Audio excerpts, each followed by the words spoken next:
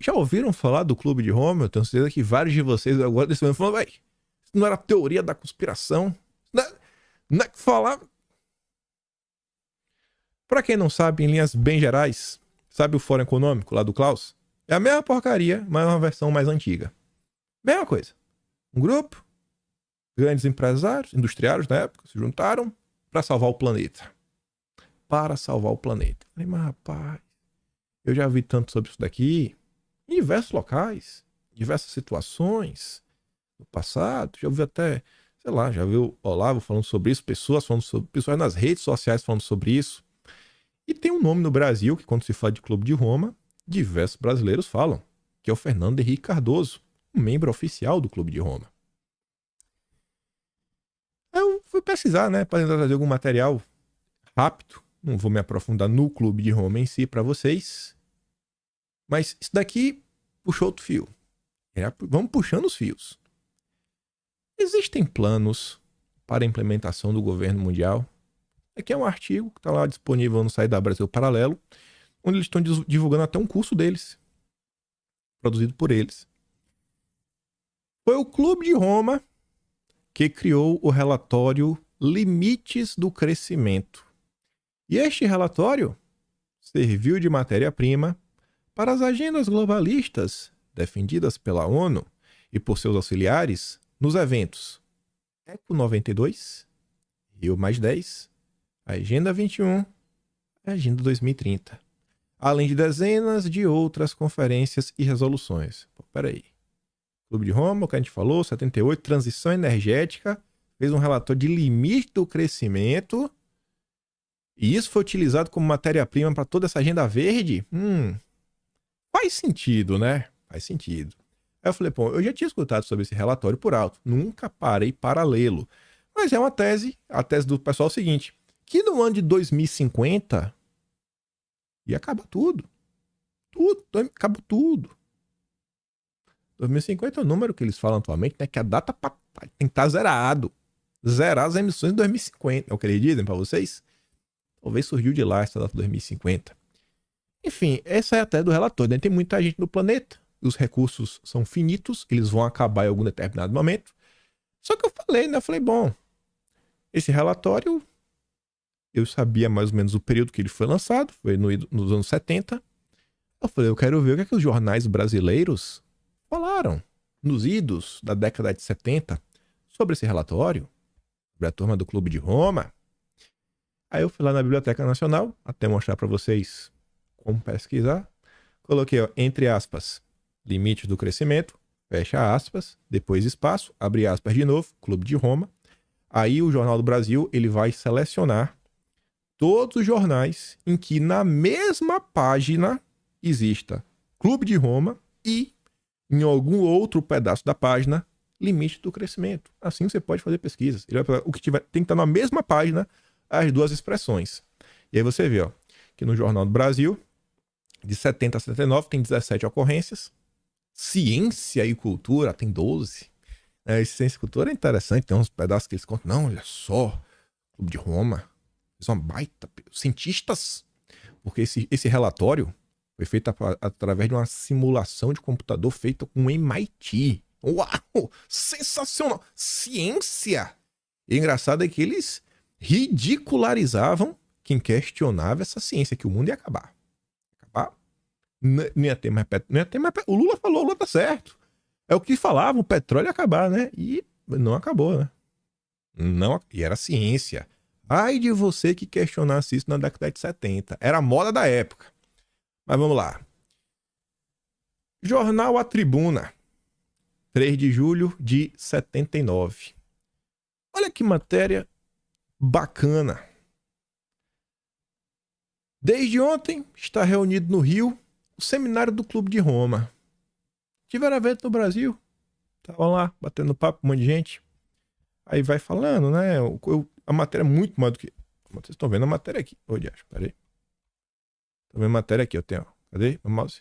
1, 2, 3, 4, 5, 6, 7, tem 8, 9 parágrafos. Eu botei 3, né? Porque eu não tenho só pela metade. Essa matéria falava que em 79 estava tendo um evento do Clube de Roma no Brasil. O evento do Rio de Janeiro iria contribuir para a reunião da ONU, dedicada à ciência e tecnologia, a turma aí que inventou a transição energética.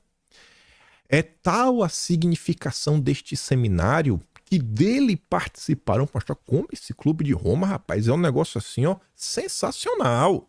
É tão importante que vai participar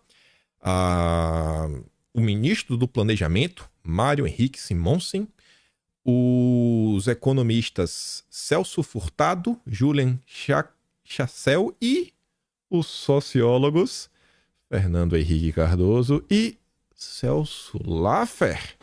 Impressão minha, o Celso Laffer ocupou cargos da administração federal durante o tucanato?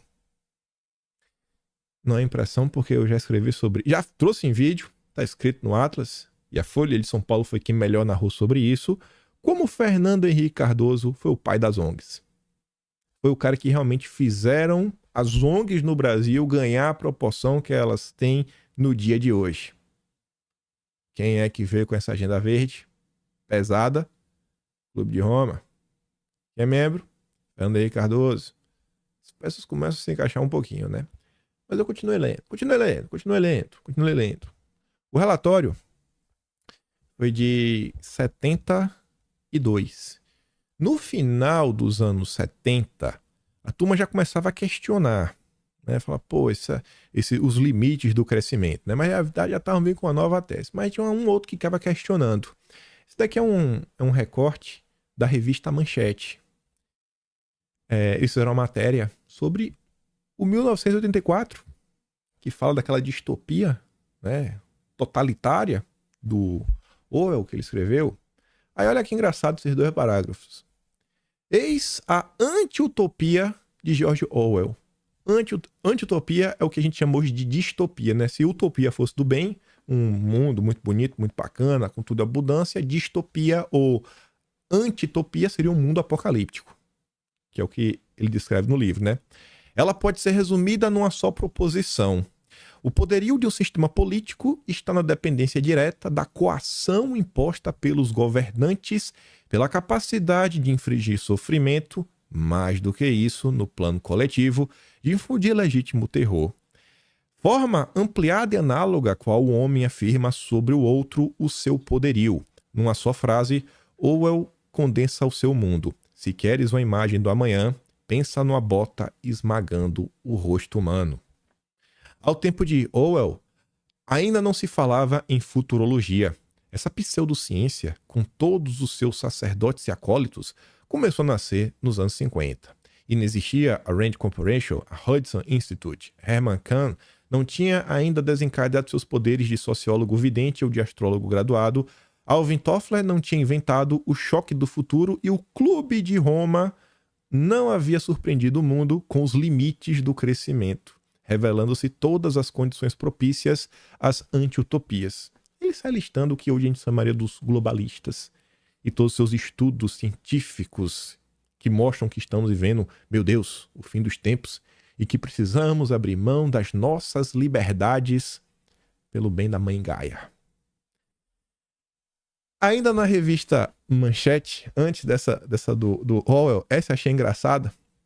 Não é muito... Ela fala também sobre o Clube de Roma, mas o que eu achei engraçado foi outra coisa. O título da matéria é longa. As derrotas brasileiras na grande batalha ecológica. Sabe quem escreveu essa nota?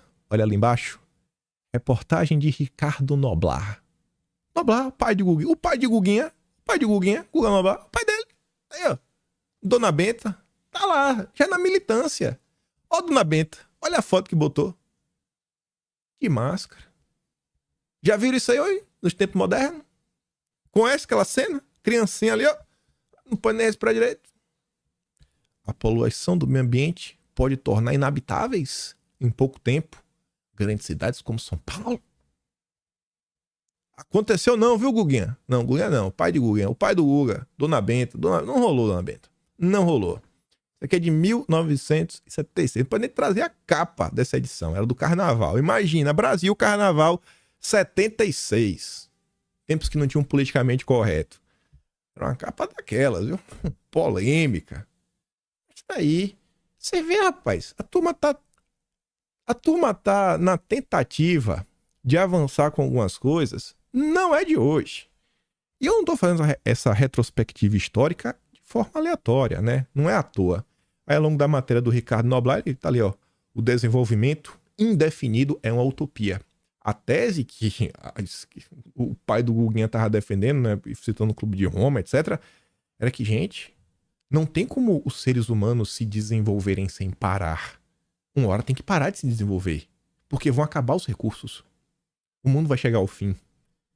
Mais uma tese estapafúrdia. Um profeta do apocalipse. Uma piada. Não faz jornalismo hoje e não fazia. Ih, rapaz, você nem contar. Deixa eu ver, ó. 116 para 2000 dá 24. 24 com 20. 47 anos atrás. Meu Deus, devia ser estagiário, viu? Dona Benta. 47 anos já fazia um mau jornalismo. Essa é a Dona Benta. Eu quis trazer todo esse retrospecto porque vocês estão vendo que não é de hoje que a turma está tentando colocar um freio. Tem que colocar um freio. Tem que colocar um freio. E a tese do limite do crescimento, da turma do Clube de Roma, eles também falavam que o mundo não poderia continuar desenvolvendo as suas indústrias na mesma velocidade. Não podia, porque o planeta não iria suportar. Então tínhamos que puxar o freio. Ou então, teremos que adaptar as nossas indústrias. Eles focavam muito na questão da indústria.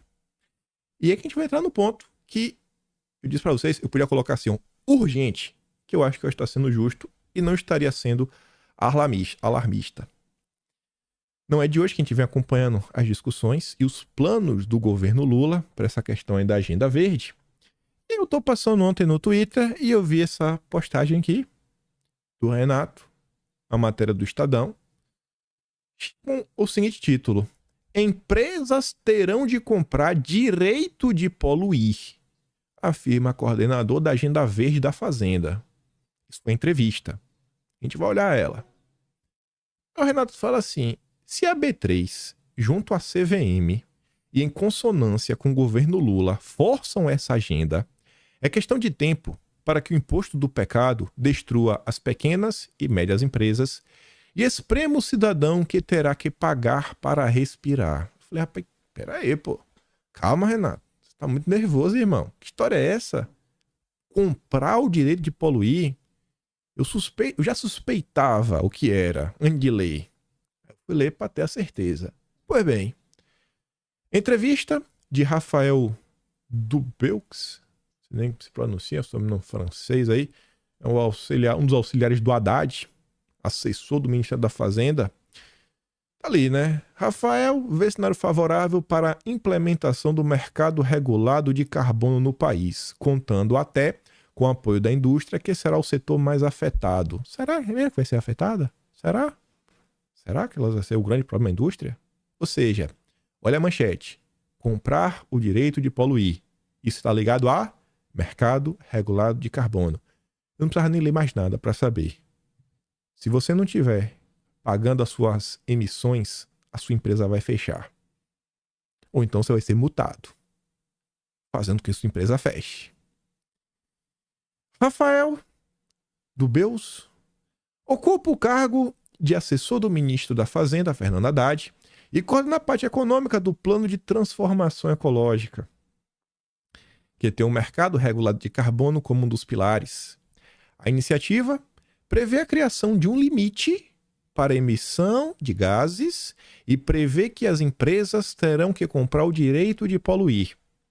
Pode parecer meio absurdo você vender o direito de poluir, mas hoje as empresas têm esse direito sem qualquer limite. Em entrevista ao Estadão, ele explica em detalhes como funcionará esse mercado após a regulamentação, um tema ainda pouco conhecido dos brasileiros em geral. Essa licença para poluir ficará mais cara com o passar dos anos, já que o limite de emissão será decrescente, ou as empresas vão se adaptando ou terão de pagar cada vez mais caro pela cota. Dubeux frisa que a indústria que antecipar a modernização do seu parque terá de comprar cotas menores no futuro e, portanto, será mais competitiva. A tradução: empresas terão que gastar dinheiro para fazer mudanças que não vão aumentar a produtividade das empresas, apenas, quem sabe, uma eficiência energética para salvar a mãe Gaia. Eu pergunto, será que aquele país vermelho, que tem o maior parque industrial do planeta, será que eles vão fazer isso? Será que eles estão preocupados com a regulamentação do mercado de carbono? Eles estão? A Arábia Saudita fez um acordo com a Geórgia. A Geórgia? Não. A Libéria, do George Weah. Eu lembro da Weah porque eu joguei muito FIFA 98. Na época era o melhor time, era o Milan. Aí tinha lá o Weah. No ataque, não esquecerei. Curiosidades inúteis, né? Mas tudo bem. E aí, falou, não, 10% do território que tem uma floresta, toma conta para compressar o meu carbono, né? Arábia Saudita aí, ó, petróleo adoidado. E você vê, olha só, né? A indústria no Brasil, super competitiva, não, óbvio que não é competitiva. E ao invés do empresário ter que poder investir para melhorar a produtividade, né, baixar o custo, não. Ele tem que salvar o planeta. Primeiro ponto, você acha que o industriário ele vai assumir esse risco? Assumir, assim, ele vai absorver? Ele tem lá o lucro dele. Vamos lá, R$10. Não, agora eu só vou lucrar 5. Eu não vou repassar para o consumidor. Porque, gente, se isso daqui vai ser imposto para todas as indústrias, eu acho que todas as indústrias vão falar, pô, todo mundo vai ter que aumentar o preço. Então, eu vou aumentar o preço, todo mundo vai aumentar. Quem você acha que vai pagar a transição energética? Quem vai pagar a transição energética? Você consegue imaginar quem vai pagar a transição energética? Quem vai pagar? Sabe quem vai pagar a transição energética? Já sabe, né? Prepara o bolso. Prepara o bolso! Questionado sobre a eventual resistência do setor industrial às regras, né? Ele diz que vê um ambiente muito favorável, até apoio. Vocês acham que quem tem mais facilidade para conseguir se adaptar? As grandes indústrias? Que o lucro pode ser um percentual pequeno, sei lá, lucro não 10%, 5%, só que o faturamento é bilionário. Quem você acha que tem mais facilidade? Este? Ou aquela indústria que 60% de lucro, 80% de lucro, mas tem poucos funcionários? Aqueles não só serão as grandes empresas. Vocês acham mesmo que o mundo apocalíptico que nós vivemos, isso vai ficar restrito até o fim dos dias só para as grandes empresas brasileiras? Você acha que depois que o tempo for passando... Porque na hora falou, não vai chegar nas padarias. Hoje não. Daqui a 5 anos não vai chegar? Daqui a 5 anos, será que o padeiro não vai ter que começar a compensar? Porque vai ficar difícil, né? Ou então vai ter que trocar os fornos. E eu falo isso com conhecimento de causa, porque uma lei similar já foi aprovada, né? Foi tentado implementar em Nova York, em relação à pizzaria. Ou colocava lá um filtro, né, nos fornos a lenha. Ô, irmão, eu não ia trabalhar mais. Tem que reduzir a emissão de carbono. Vocês realmente acham que o governo do PT vai querer ficar restrito às grandes indústrias? As companhias estão vendo que é bom ter um selo de sustentabilidade. Ah, só quem tem um selo vai poder comprar e vender. Eu já vi isso, mas eu não quero invocar a Bíblia. É a chance da indústria vender o aço verde. É o selinho, né? É o mesmo aço, mas é verde. Por quê? Porque ele comprou o direito de poluir. Olha só, rapaz. Amazônia verde, o alumínio verde. E aí os governos, né, de outras localidades criam leis, regras, para começar a restringir o acesso do mercado deles a produtos que não forem verdes. Ou seja, você segue a regra, você pode comprar e vender. Quem não segue a regra não consegue colocar o seu produto no mercado. Não consegue ingressar na própria Bolsa de Valores, já é assim nos dias de hoje. Na entrevista, Dubeux também comenta como a proposta da reforma tributária trata a questão ambiental via a criação do imposto seletivo. Nós estamos criando um mercado regulado e, ao mesmo tempo, colocando um imposto sobre o carbono, que vai poder incidir sobre atividades que prejudicam o meio ambiente e saúde. O desenho exato ainda não está definido, mas o tributo deve incidir sobre a queima de combustível fóssil por carros e caminhões. E aí agora? Se no Brasil depende estritamente da malha rodoviária para distribuição de comida, todo mundo vai pagar mais caro na comida porque o diesel vai ficar mais caro? E aí pode colocar tributação na produção dos veículos. ou no refino, por exemplo. Ou seja, se for abastecer com gasolina, paga um adicional em relação ao etanol. E o diesel também. Qual o cerne do plano de transformação energética? Ecológica, né? O ponto central do pacote do Lula. É um plano de desenvolvimento econômico. Com a componente ambiental forte e uma agenda abrangente que envolve praticamente todos os setores da economia brasileira. Todos os setores, tá entendendo? Todos. Você não vai ficar de fora. Isso vai chegar em você. Pode não ser hoje. Isso vai chegar em você. São cerca de 100 ações. E o objetivo é conseguir ganhos de produtividade e, ao mesmo tempo, reduzir nossa pegada ambiental, as emissões de carbono. Onde o mercado entra nessa agenda? Esse mercado é uma das agendas principais do plano, mas não é a única. É inspirado em práticas internacionais, como na União Europeia. E não se trata apenas de um mercado de crédito de carbono, mas, na verdade, o mercado é fundamentalmente a colocação de um limite de emissões. Esse sim é o ponto central. Um limite. E quando não tiver mais cota para comprar? Faz o quê? Desliga a empresa? Dá férias coletiva? Faz o quê? Fecha? Não pode trabalhar? Paga? Faz o quê? De coração é fazer o quê? Por exemplo, como isso funcionaria?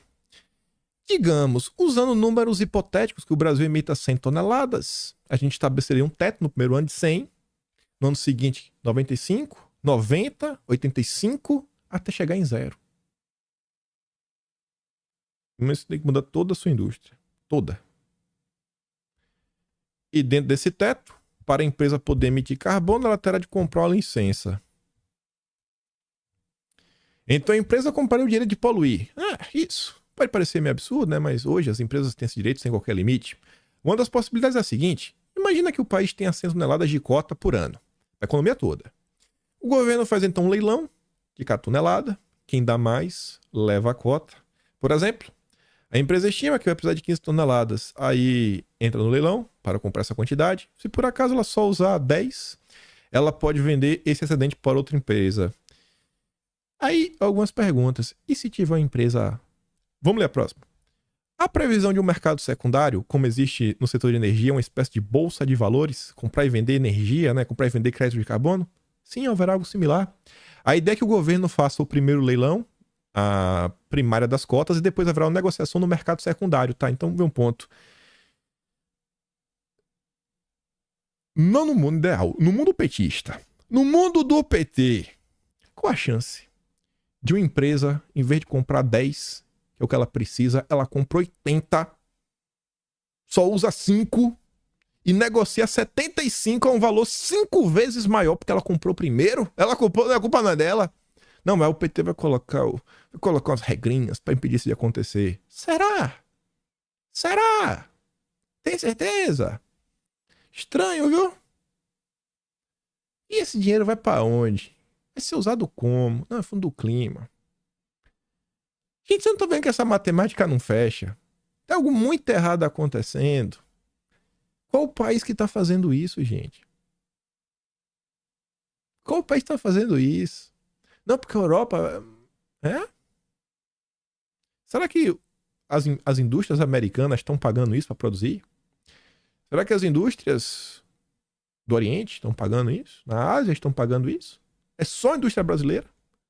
Com toda a carga tributária que já tem neste país, com salários ridículos que o brasileiro recebe, ainda vai ter mais esse custo, que eu acho que ele vai ser pago pelo consumidor, que é como acontece no Brasil, tudo. Olha o que está vindo aí. E o que eu estou falando para vocês nos últimos dias. Onde estão os parlamentares do Brasil para levar esse assunto para a população, para sequer debater esses assuntos? Eu aposto que se perguntar para os 513 deputados, rapaz, se 20 souberem que isso daqui está na mesa para ser implementado agora, eu acho muito. Eu acho muito. E a cota tem de ficar cara com o tempo, né? E aí não faz sentido na minha cabeça, porque, bom, conforme o tempo vai passando, as empresas estão se adaptando. E quem tem fazenda, quem tem floresta, tudo continua tendo fazenda de floresta, né? Então, você continua tendo um monte de cota para vender, mas então... E aí quem tem preserva flash vai ganhar esse dinheiro de onde? Já que ninguém mais está comprando. Mas tá confusão, mas enfim. Exato, porque o limite vai diminuindo. Então, ou as empresas vão se adaptando ou terão que pagar cada vez mais caro pela cota. A indústria que se antecipar já começa a modernizar o seu parque e vai precisar comprar cotas menores. Então vai ser mais competitiva. Tá bom. Engraçado que esse ano você viu, né? Que a BRF investiu em 2 anos 400 milhões para ficar 100% TSG. E outra coisa. Como é que o governo Lula vai saber quanto cada empresa está emitindo? Vai saber como? Vai fazer uma matemática? Vai ter um fiscal para lá para fazer o quê? Matemática no forno? E se a empresa falar que não, a gente faz isso, faz aquilo outro. Como é que vai ser a prova? Como é que vai ser essa medição? Qual a chance dessa medição ser manipulada? Não, vai ter as auditorias. Auditorias tipo o que teve nas Americanas? Baita auditoria, né? Qual a chance disso daqui, isso no final do dia, só servir para destruir as pequenas e médias empresas e fortalecer a criação de monopólios ao redor do Brasil? Que é uma política que vem acontecendo nos últimos 50 anos nesse país. Quando as empresas devem ser afetadas? Não é só. As pequenas e médias estão de fora. Confia. Apenas as grandes. Uma padaria, por exemplo, está de fora do mercado regulado. Vamos ver até quando. Mas, se o pãozinho tá de fora, quem são atualmente os maiores emissores? Cimento, siderurgia, alumínio. A impressão minha são coisas que você usa em construção civil. Então, podemos falar que a casa vai ficar mais cara? Porque moradia tá barato no Brasil, né? Então vai aumentar. Pelo bem do planeta. Tá de boa. Área química, petróleo e gás. Tudo. Do shampoo do teu cabelo, passando pro sabão, a produtos que coloca em comida, preservando em comida. Tudo. Tinta, tudo. O que é que não envolve algum componente químico, né? Petróleo não é só gasolina, gente. Os derivados de petróleo é uma indústria gigantesca. Quem que vai pagar por isso, hein? Não, mas a padaria tá de fora. Beleza. E olha, o último. E talvez alguns grandes frigoríficos. Ó, carninha. A carninha vai ter que pagar um carboninho, hein? É? Aí eles vão arrumar alguma justificativa pra taxar a carne vermelha. Vocês acham que não? Você acha que ele falou isso aqui de forma aleatória? Ele se atrapalhou. Não, o Lula não faria isso. O Brasil hoje não tem uma certificadora. Ó, não tem ainda, ó. A gente usa, em geral, certificadoras internacionais. Hoje há 3 grandes certificadoras no mundo, mas é um mercado aberto. A gente gostaria, inclusive, que houvesse uma certificação brasileira, mas é necessário também ter um órgão que diga que essa certificadora é confiável. Já criou todo o compliance do Brasil. Já vai ter autarquia, né? A CVM do carbono. Vai estar lá, indicado pelo PT, para falar quem é do bem. Não, o petista, ele vai fiscalizar o carimbador, que deve ser petista, para falar quem é do bem, quem é do bem. Sensacional. Vocês já viram este filme 1001 vezes, mais do que as histórias de Sherazade. Pode ser um órgão já existente como o IBAMA, uma agência reguladora, ou o Ministério da Fazenda, ou então criar uma nova agência. Olha só. Alguém vai ter que fiscalizar, né? Certo? Olha o que tá vindo pela frente. É a pá de terra que falta para destruir a indústria nacional. Há uma crítica que a reforma tributária não teve foco na questão ambiental. Não teve? Tá maluco esse jornalista. Na reforma, né, tem um elemento ambiental muito importante que é o imposto seletivo. Nós estamos criando um mercado regulado e ao mesmo tempo colocando imposto sobre o carbono, que vai poder incidir sobre atividades que prejudiquem o meio ambiente e a saúde. O desenho exato ainda não está definido, mas esse tributo deve incidir sobre algumas atividades específicas. A principal é a queima de combustível fóssil nos carros e caminhões. É um imposto do pecado que já falamos tantas e tantas vezes. Aí nas últimas horas, na verdade, anteontem, Brasil pretende levantar 2 bilhões de dólares em títulos soberanos SG em setembro. O Brasil vai criar dívidas, né? Ele vai te dar o título soberano, olha só, a soberania nacional em forma de título para atrair, né? títulos SG. É a dívida pública do Tesouro SG. Meu Deus do céu. No próximo mês, o mundo estará observando de perto e adquirindo nossos títulos sustentáveis. Estão vendendo no Brasil. Meu Deus do céu. É um valor muito relevante. Poderá servir de base de financiamento para o plano de transição ecológica. Em reunião realizada na quinta, no Conselho Monetário Nacional, CMN, que tem o Haddad, a Tebet e o Campos Neto, o governador do Banco Central, o governo definiu a nova estrutura que regerá as operações do Fundo Climático, em linha com os comentários de Durigan na reunião do Comitê do Fundo Climático. E vocês me querem que eu engula o Campos Neto. Tá aí, trabalhando junto do Haddad e da Simone Tebet para enfiar mercado de carbono e título verde SG. Aí você fica se pensando, né? Você já viu que ele falou da certificadora. A gente pode ter uma, né? Porque hoje só tem internacional. Olha só. O Brasil é tão vassalo, o Lula é tão entreguista, que essa porcaria ainda vai ser a União Europeia que vai falar quem é do bem e quem é do mal. Até o presente momento. Olha o nível de entreguismo, de traição à pátria. E aí tinha saído essa notícia do coordenador do Ministério da Fazenda, ó. Não podemos fazer um mercado de carbono abrasileirado. Não pode ser as regras do Brasil, porque senão ninguém vai levar a sério, ó. Se a gente fizer um mercado muito abrasileirado, ninguém vai reconhecer como similar, por mais íntegro que seja. Ou seja, nós somos vassalos. Nós seguimos ordem, estamos de joelho para os europeus. Para Neves, esse é um ponto relevante de ser pensado, inclusive em termos de exportação. Oh, meu Deus. O Brasil voltou, né? O gigante diplomático. Uau! Uau! E chegando aqui quase ao fim, hoje e ontem, na verdade, se discutiu muito sobre o BRICS, né? Essa ampliação para o BRICS Plus, que é uma coisa que a gente já falou há tem tempo já, porque qualquer pessoa que acompanha as discussões sabia que isso ia acontecer. Se falava de BRICS 7, mas agora vai ser BRICS 10, né? Vai ser para 10 países. Enfim, muita gente criticou. E o argumento aí, que foi, e aí que vem hoje de manhã, o Estadão soltou esse editorial, BRICS, um BRICS mais amplo, confuso e autoritário. Qual a diferença do BRICS para a ONU? Os países autoritários do BRICS não estão na ONU, não? Estão não? Eu acho que estão, né? Olha o que a gente acabou de comentar. A ONU abraçou o relatório, né? Limite do crescimento do Clube de Roma. Utilizou em seu material. Vocês conhecem muito bem a Agenda 2030. A ONU não é... A ONU é do bem, né? A ONU é do bem. O BRICS é do mal.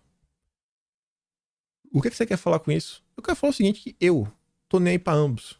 Do mesmo jeito que eu olho pra um e não acho fluxo e cheire, eu olho pro outro também e não acho fluxo e cheire. Simples assim. Não dá pra ficar naquela coisa... Ai, democracia... É democracia no Brasil? O Brasil é uma democracia? O Brasil é uma democracia. Muito bonita. Já não basta tudo que acontece, toda a restrição, ao falar que ela já existe, vocês conhecem melhor do que ninguém, né? Quem é de direito nesse Brasil acompanha o sabe melhor do que ninguém o que acontece.